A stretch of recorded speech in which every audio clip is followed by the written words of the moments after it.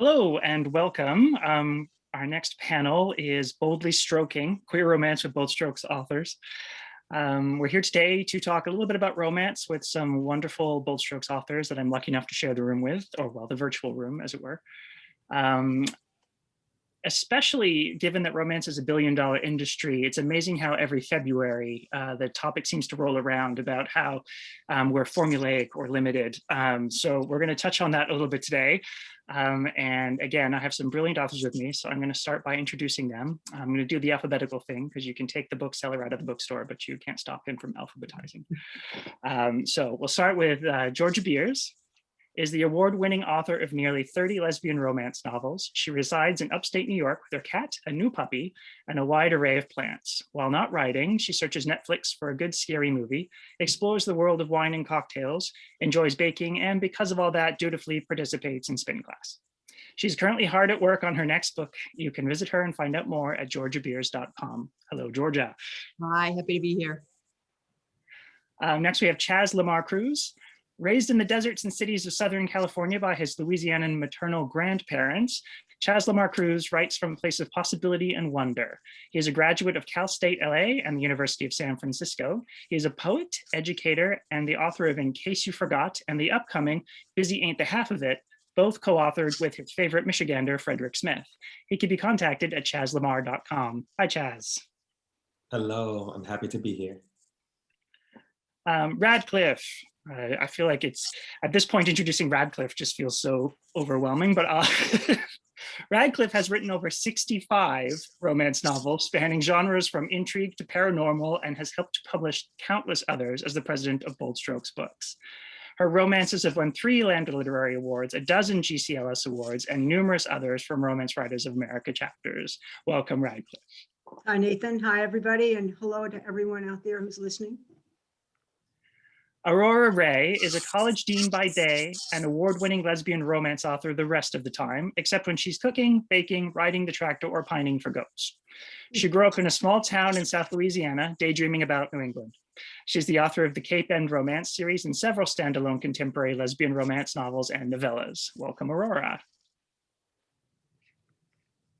See, I had myself muted because the dogs are being very rowdy, but hello, thank you.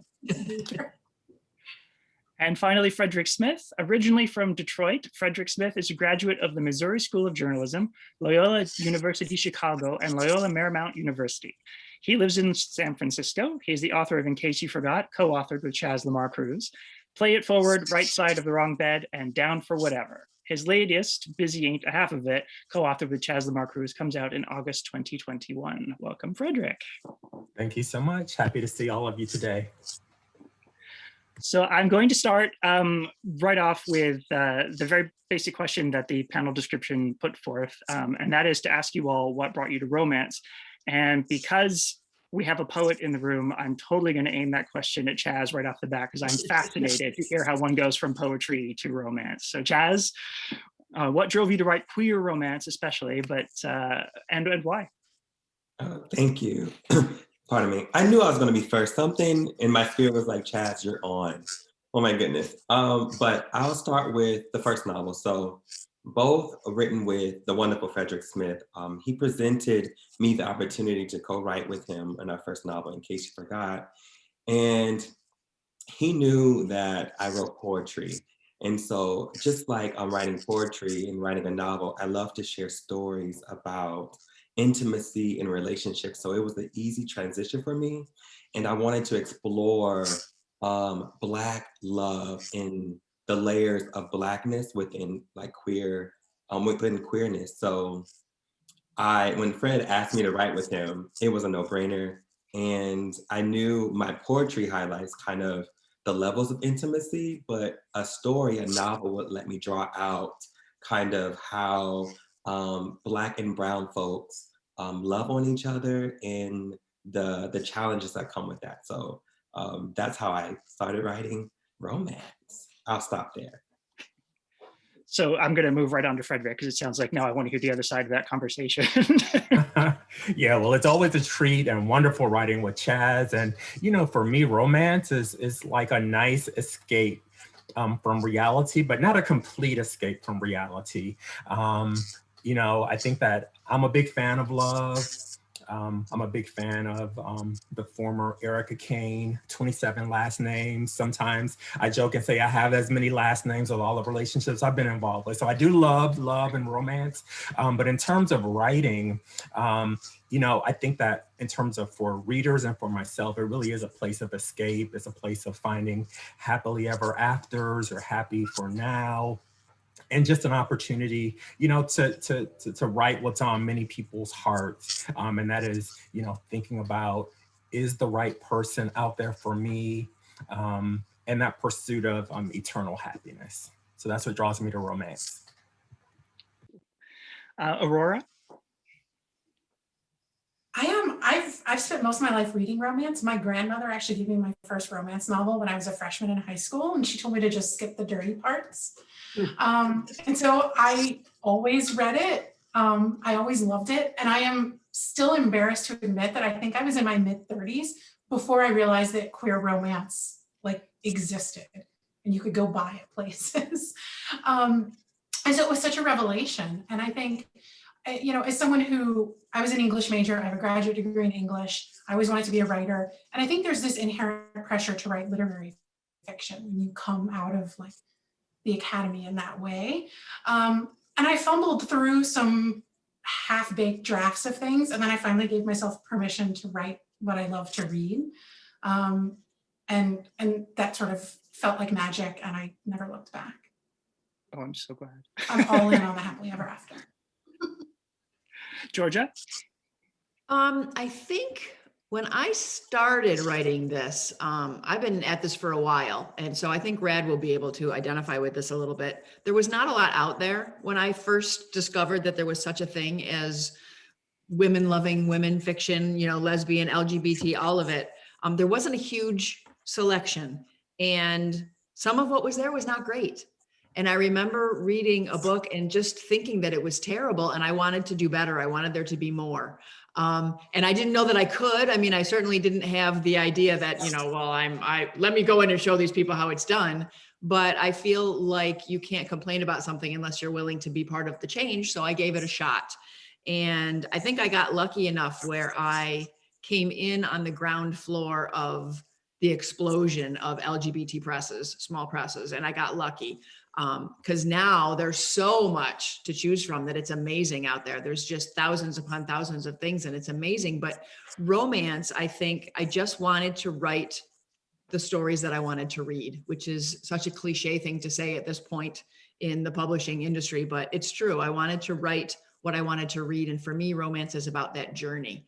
I mean, I know that these two people are going to get together at the end, but I want to watch that. I want to see that happen. And I want to write that. I want to create that. I want to take people on that journey with me. And I haven't looked back. It's been so great. I'm having a great time with this career. And Rad? I think my answer is a little bit of everyone's answer. I've always read from the time I can remember, and I read everything that I could find. I was a big sci-fi reader when I was a kid, but I discovered romances, particularly noir romances, Du Maurier, and some of the others when I was probably 10, 11, because I read above my grade in school. They used to let me into the locked part of the library to read because I'd read everything else. And that, I think, really was very formative in terms of what I write today. But the reason that I started writing was the same reason that Georgia started writing almost. And that's that I couldn't find enough to read. And the first book that I wrote was in 1980. And I wrote it purely for my own pleasure. And I'd never thought about being published. That didn't happen until 20 years and 8 manuscripts later. But it's never occurred to me to write anything other than romance, because I've always wanted to write about the relationships between people. Like Chaz was saying, for me, it's about the intimacy. It's about what makes us human and what drives all of us, I think, in our lives. So that there's nothing more exciting or challenging or rewarding to me than to write about two people whose lives are changed because they meet one another. So that's why I write what I write.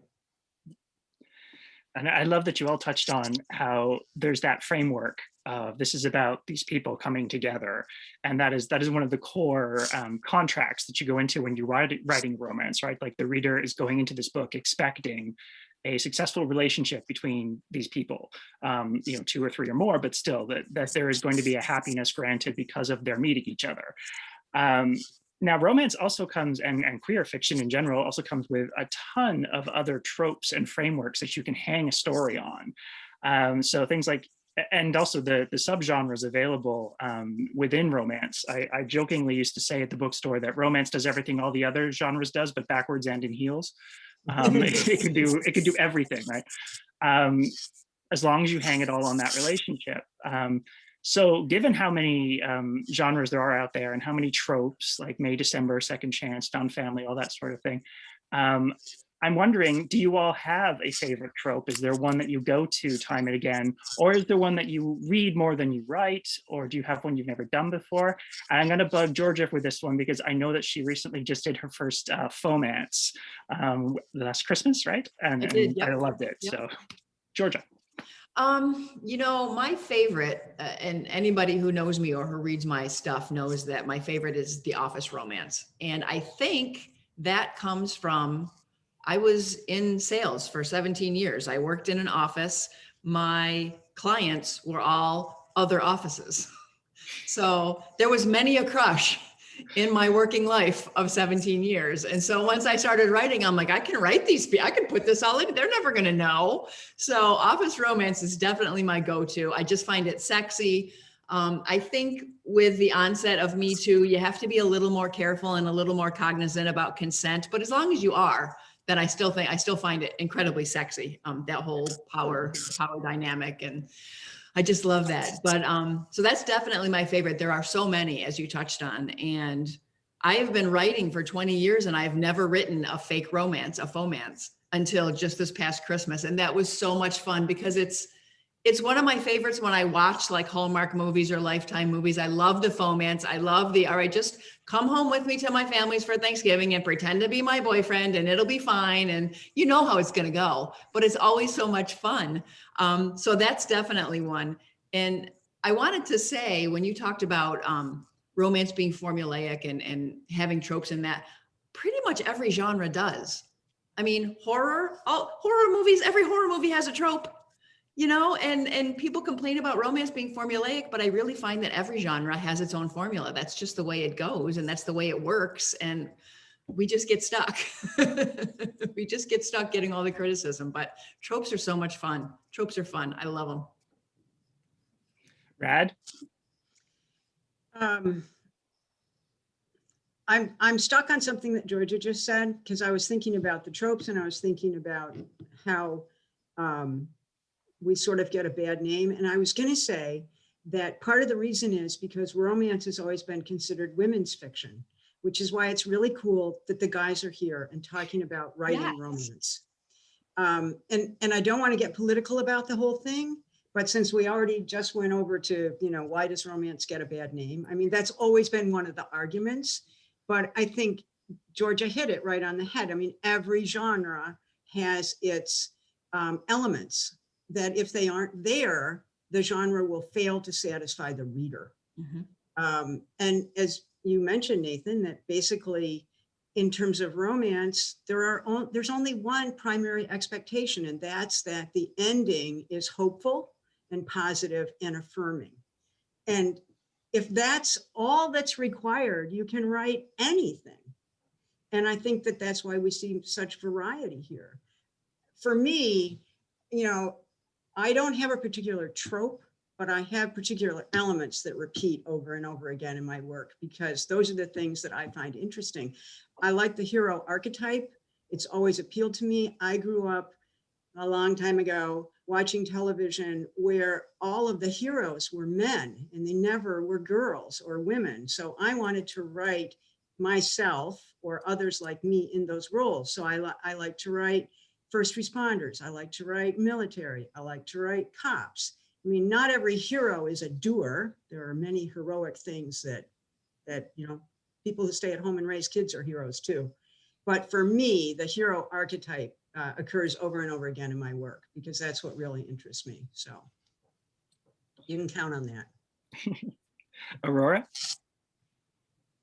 I'm really glad you said that, Rad, because I always struggle with this question because I often don't feel like I have sort of a single trope like Georgia's. Nobody touches Georgia and her workplace romances. They're just Nobody's going to write that, not with Georgia writing it. right. But I like what you said about sort of the hero archetype, and I feel like if I had to sort of pick a single thread that went through all of my stories, it would be kind of butch femme couples, and there's always this sort of like, you know, kind of juxtaposition, whether it's country city or rich girl, poor girl. I mean, I think there's sort of always that. And then I'm sort of guilty as charged of writing the foodie romances that make people either want to have a snack or sort of complain about the lack of snacks while they're reading it. And I think that's definitely true. I will say though, like I'm always hesitant to say enemies to lovers because I think enemies already like just gives me anxiety. Like I write fairly low angst stuff. But the sort of early banter, the meet cute, the like, oh, we're so not right for each other, but like, why can't I stop thinking about you is one of my favorite parts of any story to write. And so any dynamic where you can kind of get that going is, I think, really fun. I actually just want to jump in here and say that one of the things I absolutely adore about your writing, Aurora, especially, and I talk about this before, is Aurora has this amazing ability to capture butch femme dynamics and take the butchness and rob it of the toxic masculinity in a way that I don't find as prevalent in well, definitely not prevalent in heterosexual fiction. But yeah, no, you do such a brilliant job of that. And I wanted to bring that up because you mentioned that you do soft, sweet. I'm like, but you have a brilliant gender dynamic in your books. So Thank you, Nathan. That's very sweet. Chaz? I think I'm the newbie to writing. This is my second novel. But I think I'm thinking about a lot. I think I like to read, well, I want to read and write more, looking at friend dynamics in romance. I think my generation and generations to come are really being more intimate with friendships and how romance, how that's already romantic and how romance can grow from platonic relationships. So I think that's a trope that I have not read much of, but I experienced it in my personal life and I want to write from that space. Yeah, I think that's where I'm at today. Because there is the template, and I like what Radcliffe you said at the end, as long as the ending is kind of positive. And I think not being in a romantic relationship at the end and yet still being in a love affair is still romantic and full of possibility. So I'm looking to explore that in my writing and to read more of that. I actually loved that about your first book that you guys wrote together, that the journey was so much about them supporting each other. It was brilliant. Frederick? Yeah, I was connecting a lot to what Aurora was sharing about when two people meet and the whole question of do they belong together or don't belong together, and then figuring it out along the way. So almost like a friends to lover, but not quite, because sometimes some of the characters I've written have also been opposites and like that whole opposite attract chemistry that comes up. But I'm also a really big fan of semi the workplace romance, where people who are in similar settings come together, and it kind of blends in with the friends to lovers, where you're just working with people or getting to know people, and you're slowly developing and seeing, this is what I really like about that person. This is what I think is appealing, and it comes across in the work. And then also one of the things that has been consistent in many of my novels has been the May December. I know it's an old trope, but the whole, someone's older, someone's younger has been a theme that's been part of a lot of my work as well. Great.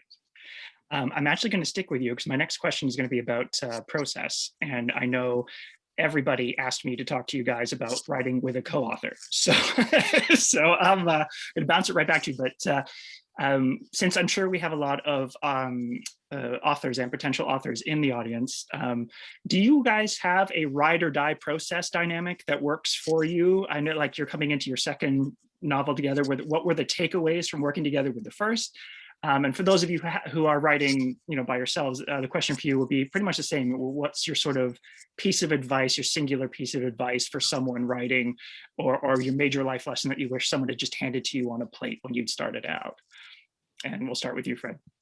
Okay, great. So one of the things that works with Chaz and me is the fact that we have known each other for many years as friends and professional colleagues. So we've always had a personal chemistry with each other where we can almost finish each other's sentences. We can definitely read sometimes what's on each other's minds. We can kind of give that look, and we know what that means with each other and everything. And that came across in our writing process. And so when I approached Chaz with the idea of, hey, would you want to write a novel together? I, in my intuition, felt it would be easy. And it actually was. I mean, minus all the electronics and things like that, in terms of keeping a manuscript together. But what really helped for both of us, and Chaz can chime in, on this, is each one of us kind of took control of or took lead on a particular character or setting or piece of a story, so that there is some sort of consistency and thread among that one or two characters that they take a lead on. And so that really helped. And then with the editing piece, Chaz would go in and kind of update stuff, upgrade materials and everything. But I'll let Chaz continue in terms of what he felt and feels works well with co-authoring together. Mm-hmm. Thank you. Yeah, it was really easy well, I wouldn't say really easy. It was easier than I expected. Having a document that's shareable in the cloud makes things so much easier. And like this Zoom, I love it.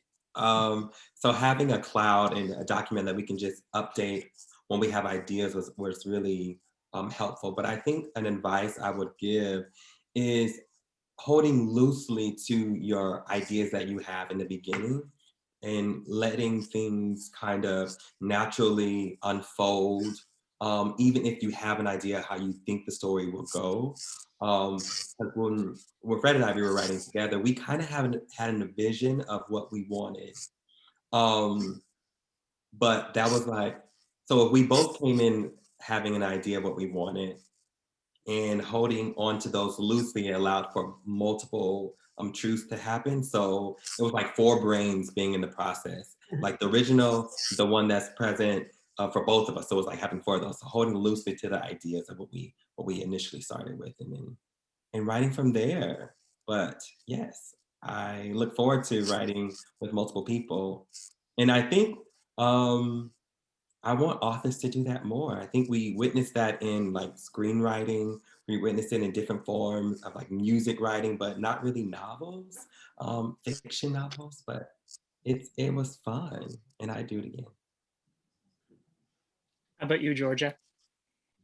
Oh, let's see. If I have tips or something that I swear by is when I sit down in the morning to do my writing, I will go back and read just the previous scene to catch myself up. And I don't go back until I'm all the way to the end, because if I go back, I will end up in editing hell forever.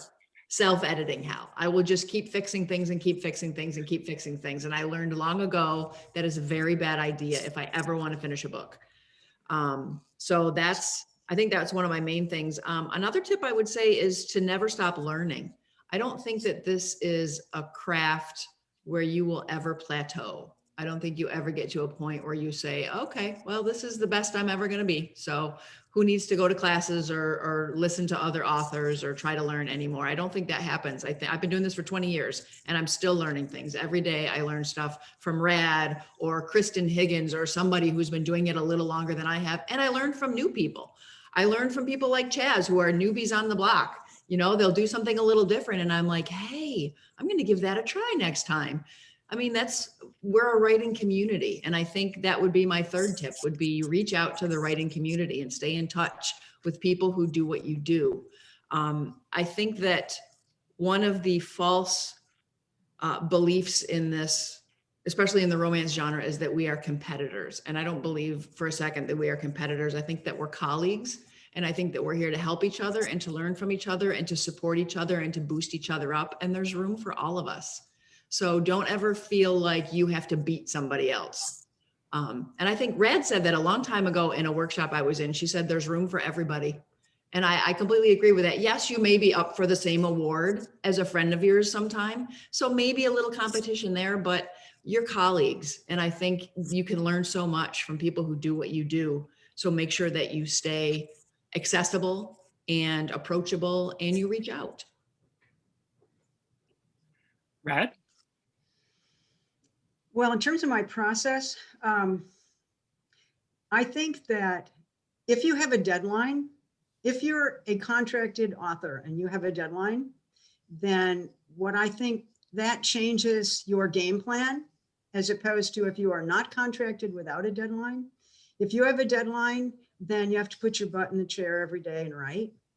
And I think that that's really important. That kind of discipline helps you get to the end of your manuscript. There are days that I sit down and I write garbage. I mean, it's something comes out and it's just terrible. But then I have something terrible on the page that I can work with. But if I don't sit down and write the garbage, then I don't have anything to work with. So I think that it's really critical that you keep going.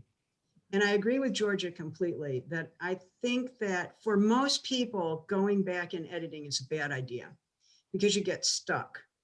And I think that trying to write through the first draft straight on as much as you can will really help you get to the end. And then you can go back and find out, did I miss a beat?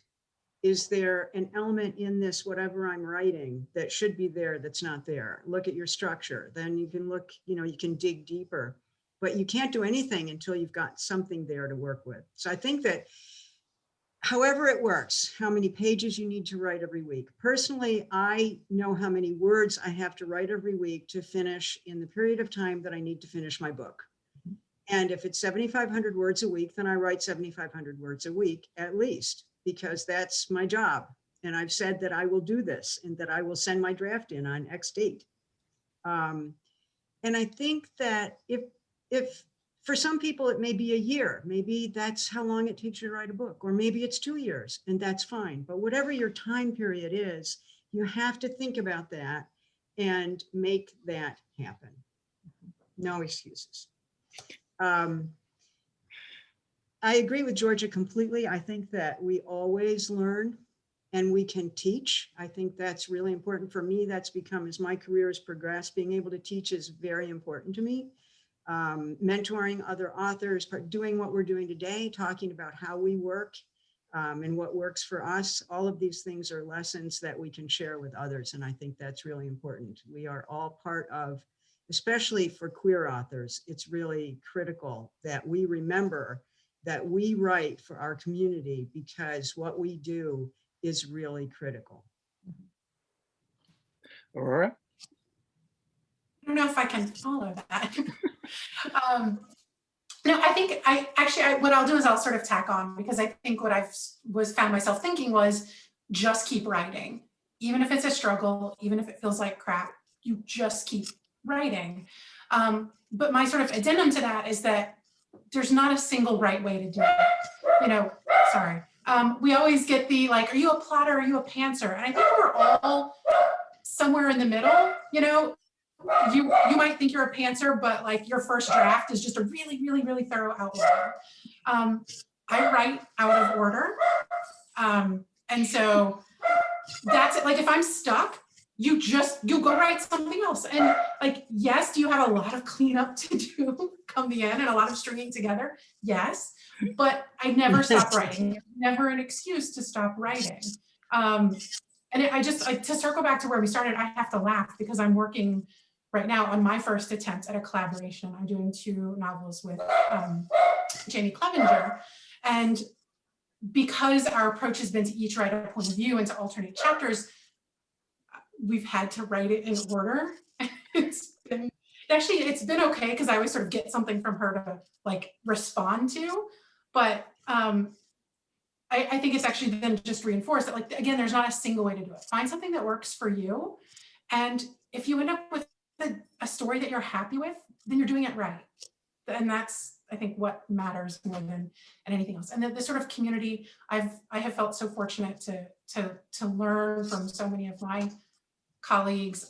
It feels like such an honor to be able to mentor and work with kind of aspiring writers. And so don't be shy. Reach out, make friends, ask for help, ask for guidance. And we're a community. I think maybe more so in sort of the queer writing community than others, but it's just sort of great. I'm getting all stompy now, so I'll stop. Can I just say that the idea of writing out of order gives me agita? Me too. It's really funny to me. Every time I get my edits back from Jerry, the first thing is he will highlight saying, "You wrote this out of order, didn't you?" I wanted to say the first novel, we wrote it in order. This second novel, writing out of order with a co is so interesting, but I know I was famous for writing out of order the second novel because I also hold loosely to the ideas that I have in the beginning. So I was like, I know this will happen in the future, so I'll write this chapter. Right. Then I You get know there. it. Totally. Yes. And there are some days, like if you're snagging half an hour during like your work day and you're like in your office with students milling around, like, I don't know. I can't really write a good sex scene in that environment. I need to like go to an airport to write a good sex scene or hide in my house. So sometimes you have to like, just work with your environment. Could I just jump in and say, do you plot or not? Those of you who are writing out of order, you don't plot? I do. Outline? I have an outline. Aurora? I do a rough character arc, and then I superimpose that onto like the romance beat kind of template to kind of get a sense of things. But sometimes when I often don't know what specific scenes are going to happen. I just know if something needs to happen, and so I'll write it.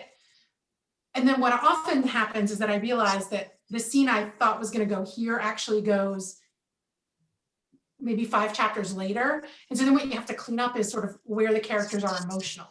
The scene itself might play out exactly the same, but sort of where they are in terms of sort of their own emotional arc is completely different. And that is a pain to fix. Fred, you wanted to say something? Oh yeah, I was just going to share that that process really stretched me in the second novel together with Chaz, because Chaz had a lot more time to write this time around than I did. And so Chaz would go like 5 months into the future, 7 chapters ahead. And then I would have to kind of play catch up and read what Chaz had written, but then also go back to where I was with the character I was writing in. And so the collab process is interesting. First time we were very linear. We could feed off of each other, kind of like handing the baton to someone, like, bam, take this, what are you gonna do next? But with the second time around, with kind of more free flowing, it stretched me a lot in terms of my process, but I am all the more better for it. Thank you, Fred. And you do not outline. Traditionally, you haven't outlined. And so I was like, this one, we're going to outline a little bit. I think if you write without an outline, if you write organically as an absolute 100% pantster, it's a very bad idea to write out of order. Because if you do not have an outline, but you're writing, each scene follows the preceding scene in terms of how you're developing character and how you're creating structure and where you're inserting the essential beats, that if you skip ahead, you're going to miss some of the foundational elements for those later scenes. And if you're writing organically, that's where you tend to drop significant beats in the story. So I don't outline. I do have a vague idea of 2 or 3 scenes that I know are going to happen, but I resist completely writing those scenes until I get the characters developed to the point that those scenes can happen. I think what I'm loving the most about this is that we're all different, like Aurora said, and none of us are doing it wrong. It's essentially quite nice to hear that no one's doing this wrong. Speaking of the beats, though, In romance especially, there's usually that dark night of the soul moment, or the moment where the two characters have hit that wall of fear or whatever it is that's turning them away from each other. And I've always found it fascinating that in romance, we're talking about the genre of happiness, of positivity and optimism, and yet we go to this dark spot. And I was wondering, how do you all balance, or do you balance this grim, dark moment with romance in general? And I'm actually going to ask Chaz to go first, because what was one of the things I really loved about both of your writing was they went to therapy. They were not in a good headspace. Like I really enjoyed how much you did not shy away from your characters having these dark moments. Yes. So the question was, I don't know. Well, so writing fiction, one, Fred and I talk about making sure that it is still full of truth. And so so the dark moment, it was a lot in the first novel, actually, like how you said. We wanted to make sure that the experiences were honoring truth of what I've witnessed, of what I've read, what I've seen, and showing it back to the readers. And I mean, Fred, you can help me with that, because I think once we received feedback from folks who've read it and said that it was full of a lot of like dark things, or not really dark, just like challenging things, challenging moments. And we had to make sure that each character was honest in where they are in that moment. Yeah, exactly. So in my view, writing romance and developing a romantic relationship, I think there's some similarities. You want the full truth. You're unpeeling the layers. There's the full 100%, this is all of me, as John Legend would say, and I want all of you. And so really learning about both the joys and the challenges, the places of support and challenge that each other can bring to each other.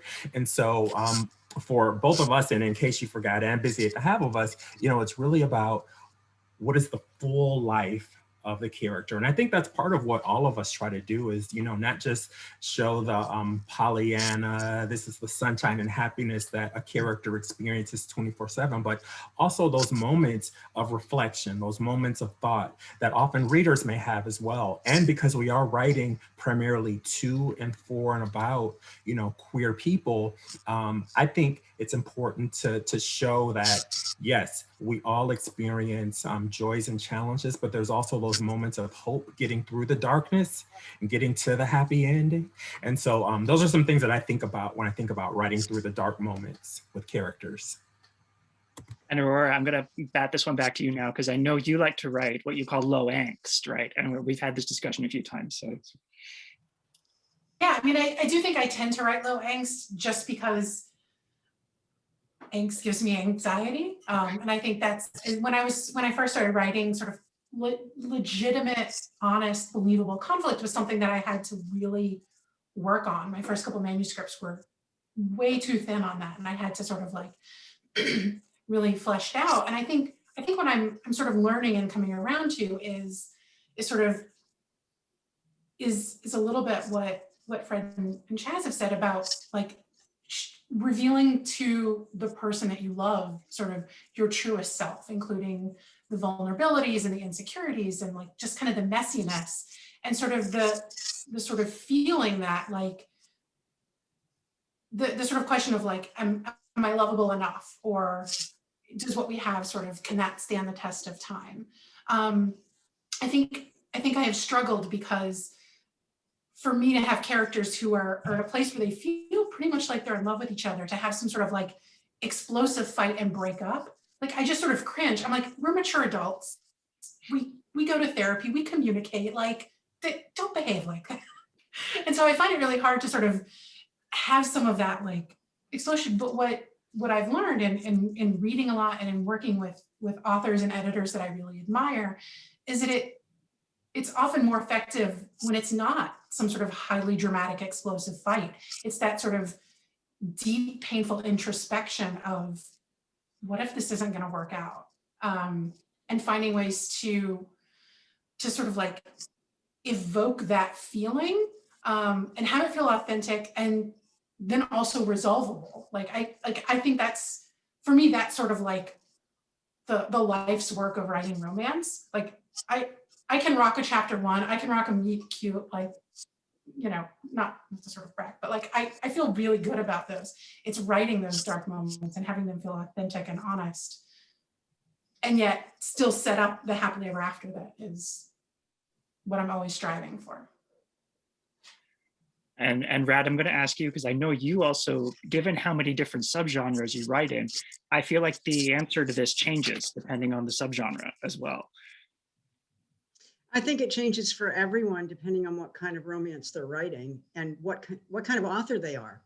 I mean, some authors are known for writing sweet romances without lots of sex and maybe without lots of conflict, at least overt conflict. I think we're talking about two different things, perhaps. The crisis moment is an element of romance, which is a pretty classic element.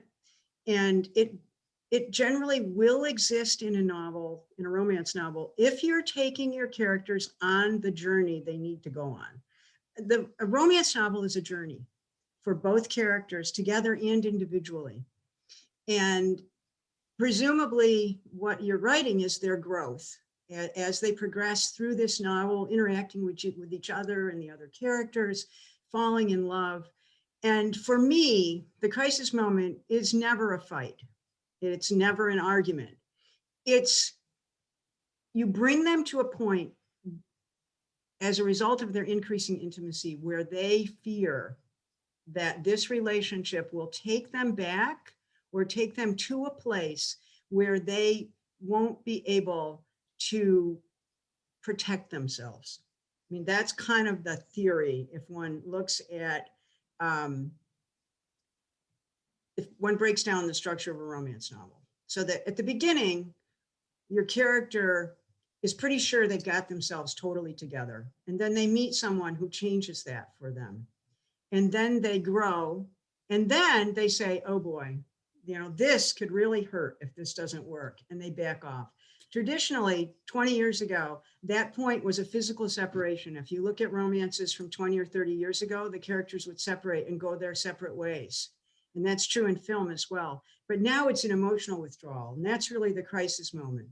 If we're writing angst, that's a different story. I mean, you know, if we're making our characters suffer, that's an individual thing. That's how we write. I write very angsty characters who suffer a whole lot. They're very dark and broody, and you know, but the crisis moment is actually a really key element in the romance to really convince the reader that this character has changed and that this love has changed their life. And Georgia? There's not a whole lot I can add, and I want to apologize for my dipping in and out of screen, but I have a 3.5-month-old puppy here who I thought would nap through this whole thing, and he's decided he's not going to. So I'm trying to keep him from eating my house. I think one thing that I would add about balancing the dark, I'm kind of like Aurora. I don't write huge angst, and I would say that the conflict in a romance is the hardest part for me. I'm not great at that. Mostly because I end up liking my characters so much that I don't want them to be in pain, and they need to be. But I think a good structure of both friendship and humor around my characters is a good way for me to balance out the darkness when it comes. And Chaz had talked earlier in this discussion about the importance of friendships in the romance. And I try to make sure I show that. I try to make sure that there is a voice of reason somewhere. And not even just a voice of reason, but a life preserver, you know, a friend who turns out to be the person who goes, here, I'm throwing this to you. Let me pull you back in from the waves and the tsunami. And we can talk about, you know, how to get you back on track, because I know you better than anybody else. So I think that element, plus I like humor. I like to put a lot of humor in there and make sure that it's not so dark and so depressing and so tragic that your reader, you know, is in the abyss and can't ever get out. So I do find that friendship and humor are the things that I would use to balance that darkness and that chaos when the time comes. Thank you. So I'm going to ask one more question about process or characters rather, and then believe it or not, we're almost out of time. But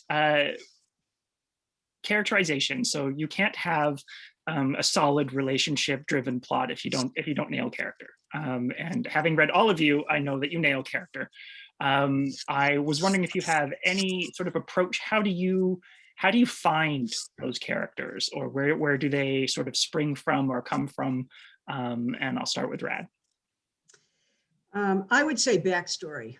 And I think that when I evaluate a manuscript and the characterizations look thin, it's usually because the author doesn't know the character very well.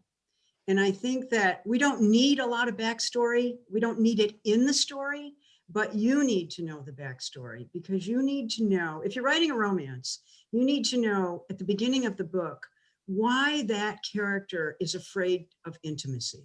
That's the key, because that's the point that they're going to move to through your story. And if you can answer that question, then you know basically what motivates them every time in every scene. That person has grown out of that backstory. So I think you need to know what is keeping this character from allowing intimacy into their lives. Frederick? For me, when thinking about building out character, one piece is the what are they missing? What are they seeking in terms of love and romance? So that's kind of the big picture. But then I want to pivot to something that Aurora said. I know that we both work with students, and I think Chaz does too. We work in higher ed.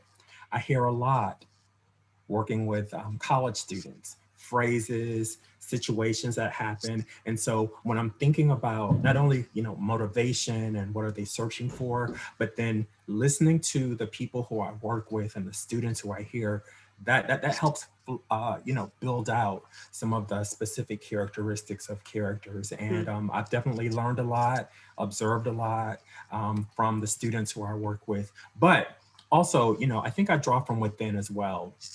And the people, friends, family around me. I'm a nosy person, but I don't borrow people's lives directly. But I think that the people around us, around me, I should say, give me a lot to serve as a springboard to building out character. Aurora? Yeah, I completely agree with what Frederick and Rad have said. I think in addition to that, in addition to sort of the backstory of like what's happened and what a character has experienced, I like to think that characters have a certain essence. I confess to being a Myers-Briggs junkie. I have done it in work. I've delivered it as workshops for friends in their work environments. And I actually did a little workshop at GCLS with Kim Cooper Griffin about some characterization. And if you go to the 16 Personalities website, you can do like a 10-minute personality assessment. And I tend to do that on my characters. And what you get is this lovely 10-page document about who this person is and how they are at work and how they are in friendships and how they are with lovers. And I really like it because I think it's having that to go back to.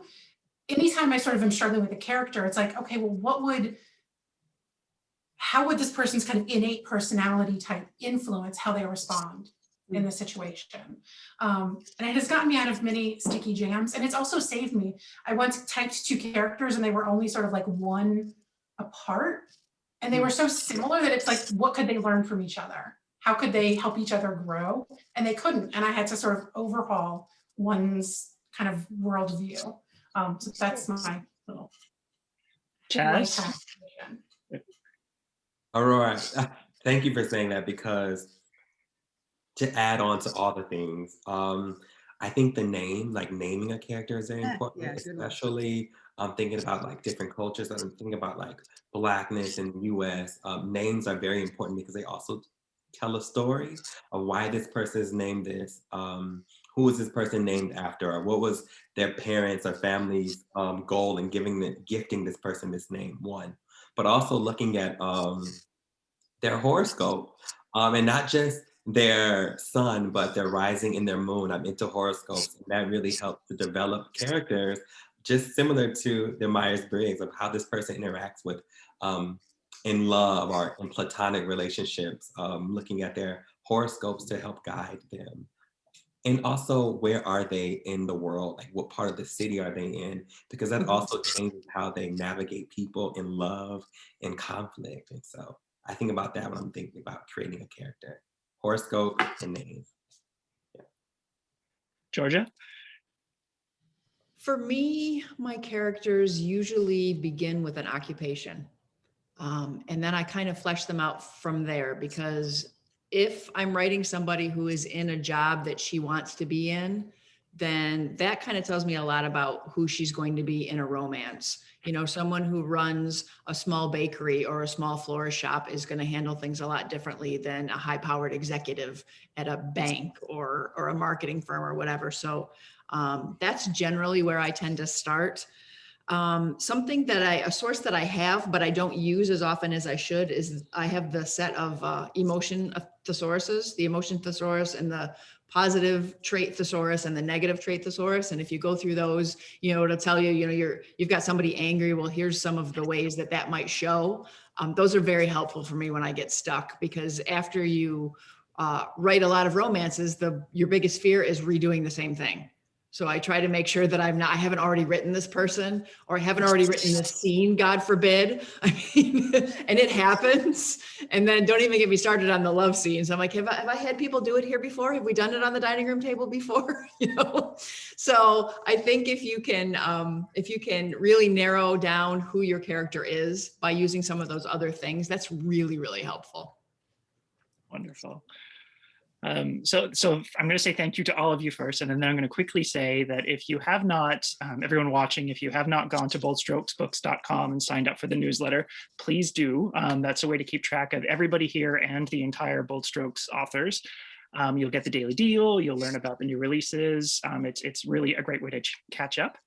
And I guess as an outro, I'll have each of you just let us know what your next big thing is on the horizon.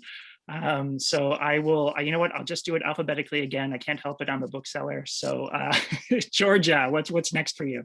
Coming in April, I have a new romance called The Secret Poet, which is a take on the Cyrano de Bergerac trope. Yeah, that was a lot of fun to write. So that's coming out in April. And Chaz?